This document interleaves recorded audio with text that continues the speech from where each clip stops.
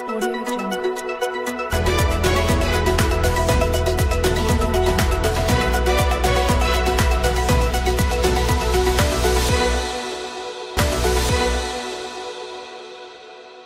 आता धरती आबा ग्राम उत्कर्ष अभियान या अंतर्गत केंद्रीय जनजाती कार्य मंत्रालयाच्या निर्देशानुसार आदि कर्मयोगी कार्यशाळा आज रावेर इथे तालुकास्तरीय अधिकाऱ्यांची आयोजित केलेली होती। यामध्ये 18 गावांचे ग्राम विस्तार अधिकारी, आदि साथी, आदि सहयोगी हे सर्व उपस्थित होते।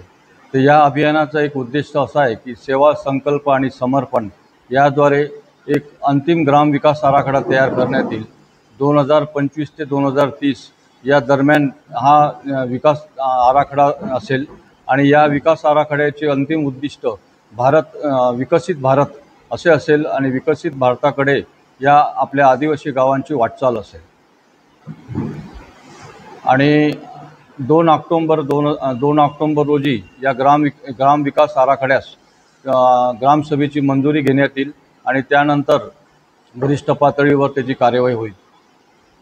जे काही लाभार्थी राहील त्यांना कशा पद्धतीने मार्गदर्शन करता येईल आपल्याकडे? हां, तर जेव्हा आमची शिवार फेरी गावामध्ये करण्यात येईल, तिथे गरजू आणि वंचित जे राहतील की योजनेपासून त्या लोकांची नावे नोंदण्यात येईल आणि त्यांना योजनेचा लाभ देण्यात येईल। पशुसंवर्धन असेल, आदिवासी विकास असेल, कृषी विभाग असेल, इतर सर्व विभागातून एका खिडकीमधूनच त्यांना लाभ देण्यात येईल।